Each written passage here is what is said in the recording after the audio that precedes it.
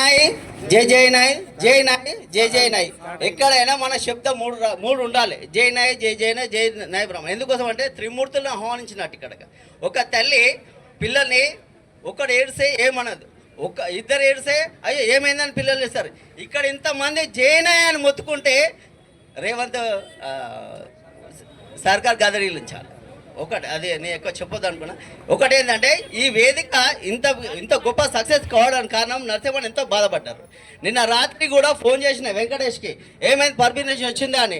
అన్న ఇప్పుడు వస్తుంది, రాత్రికి 8:30కి వచ్చేసింది.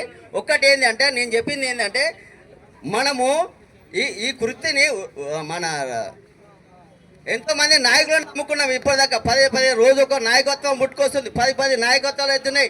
నాయకులను నమ్మి మనం ఎంత మోసపోయినామో ఎంత లాభం పొందినామో, కానీ ఆ నాయకులందరినీ ఏకం చేయడానికి కోసము ఏది ఏమైనా ఒక రాజ్యాంగపరమైన పోరాట వీరులమని ప్రతి నాయ బ్రాహ్మణ వ్యక్తి కులం కోసం ఎంత బాధపడుతున్నాడో ఆ బాధను నీ బాధ నా బాధ అని ఏకం చేసుకొని కుటుంబ వ్యవస్థలా ఉండి రాజ్యాంగపరమైన పోరాట వీరులను తయారు చేయడానికి కోసము ఒక 4 నెలల నుంచి జిల్లా తిరిగేసి వస్తున్నా.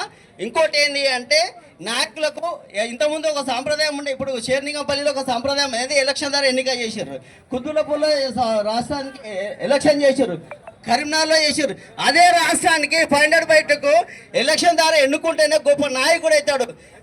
దీనికోసం ఒక ప్రణాళిక ఈ వేదిక నుంచి ఒక ప్రణాళిక సిద్ధం చేసి ఒక అడే కమిటీ వేసుకొని ప్రతి నాయకుడిని నిలదీసే రోజు రావాలి అని నా యొక్క హృదయపూర్వక కోరిక. ఎందుకోసం అంటే ప్రతి నాయకుడు ఇంట్లో దయచేసి పేరున చెప్తున్నారు, నాయకులను నిలదీసే రోజు వస్తుంది, మన అధ్యక్షులను అందరినీ నిలదీసే రోజు వస్తుంది. కాబట్టి మనమంతా ఏకమై మన కులవృత్తి నాయకులను అందరినీ నిలదీస్తేనే మన సమస్యలు పరిష్కరిస్తాయని ఈ అవకాశం పెద్దలు అందరినీ నా హృదయపూర్వక నమస్కారాలు.